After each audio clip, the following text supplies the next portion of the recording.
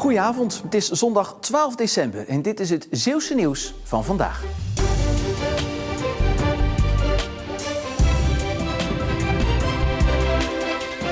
Het is schandalig dat die raad niet wil luisteren, die meerderheid van die raad niet wil luisteren naar wat wij vinden. Protest vandaag op de Grote Markt in Sluis.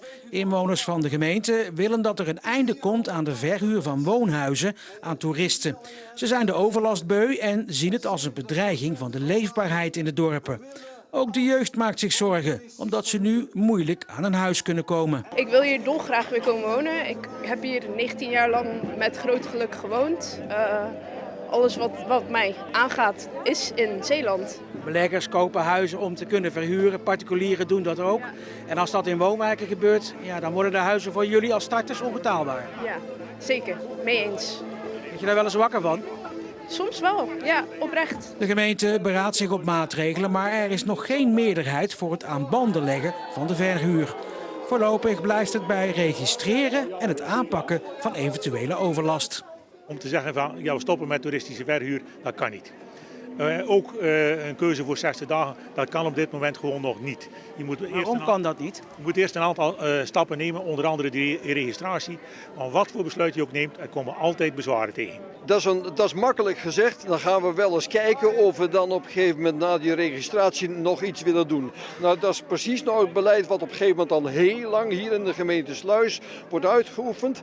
Wat ertoe heeft geleid dat intussen de beleggers inderdaad huisje na huisje hebben gekocht. Morgen vergadert de gemeenteraad van Sluis over dit onderwerp en wordt duidelijk wat het nieuwe beleid wordt. 1, 4, 1. Max Verstappen is vandaag wereldkampioen in de Formule 1 geworden. Uiteraard werd de allesbeslissende laatste race in Abu Dhabi ook door liefhebbers uit Zeeland gevolgd. Bob Visser uit Kruiningen deed dat ook, als groot fan van Max Verstappen. Kijk, de eerste keer dat het gebeurde, dat hij een Grand Prix won in Spanje.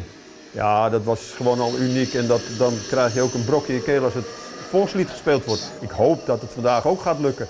Lang lijkt het erop dat de familie Visser vandaag niet kan juichen voor Verstappen. De hele race rijdt de Nederlander tweede, maar in de laatste ronde haalt hij Lewis Hamilton in. De spanning is om te snijden in Kruiningen, maar Verstappen komt als eerste over de streep en is wereldkampioen.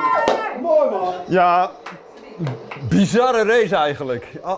Alles meegemaakt. En ja. 5 jaar nadat je hem voor het eerst hebt zien winnen om nu wereldkampioen te zien worden op deze manier. Ja, bijna traan in mijn ogen. Ja, echt. Super, super. Hoe gaat het gevierd worden nu in Kruiningen hier? Hey! We doen nog een biertje. We gaan nu over op bier. En we gaan nog een keer kijken. Midden in de polder bij Seeraftskerken wordt hard gewerkt door TenneT aan de hoogspanningsmasten en de geleiders. En dan zo af en toe zie je van die mannetjes in van die karretjes heel hoog naar boven gaan. Nee, als je hoogtevrees hebt, dan kan ik het werk niet aanbevelen. Als de masten zijn 60, 70 meter hoog, dus dat is best wel fors. Als je dan naar beneden kijkt, dan moet je wel tegen kunnen. Netbeheerder TenneT is verantwoordelijk voor de nieuwe 380 kV-verbinding tussen Borselen en Rilland. Die is nodig omdat de bestaande hoogspanningsverbinding vol is. Om de geleiders tussen de masten op te hangen moet op grote hoogte gewerkt worden. Vooralsnog een mannenwerkje, zo blijkt. Ik heb me laten vertellen dat er momenteel geen vrouwen hier aan het werk zijn. Maar goed, ook die zijn natuurlijk meer dan welkom om dit werk te komen doen. En SPIE zoekt altijd mensen ook om dit technische werk uit te voeren. Dus van harte welkom. De aanleg van de hoogspanningsmasten werd verschillende keren uitgesteld door problemen, maar is nu goed op stoom. Tussen Willem-Annapolder en Rilland moeten de masten allemaal nog gebouwd worden. Dat gebeurt in 2022. Dus zodra dat daar ook de masten klaar zijn, gaan ze daar weer aan de slag. En uiteindelijk moet de hele verbinding in 2023 klaar zijn. Vrijwel alle optredens en voorstellingen zijn door verscherpte coronamaatregelen afgelast. En even dreigde de allerlaatste opvoering van toneelstuk De Kus in het water te vallen.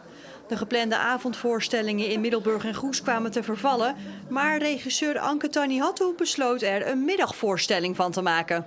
Ik vind het een enorm voorrecht om hier te kunnen spelen vandaag. Want ik denk dat we een van de weinige theatermakers zijn die gewoon nog op een toneelvloer kunnen staan op dit moment. Bovendien kan je het voelen. Hier, voelbak, hier. Oh. Fantastisch. En dan ook nog in de Schouwburg, hoe leuk is dat? En dat is voor u de eerste keer, begreep ik? Ja, voor mij de eerste keer. Ja, vind ik geweldig. Het is fijn en de zaal zit vol. Een volle zaal betekent dat er op 1,5 meter 137 cultuurliefhebbers in passen. Dus mensen willen wel. Eerst dacht ik van, nou, het zal mij benieuwen. Toen kwamen er ook kaarten terug. Maar nu zitten wij voor een uitverkocht huis, om het zo maar te zeggen. De voorstelling heet De Kus. Maar wordt er in deze tijd dan ook gekust op de planken? Er zit een kus halverwege de voorstelling, de kus op een borst. Die blijft erin. Op het eind van de voorstelling zit ook een kus en die hebben we weggelaten.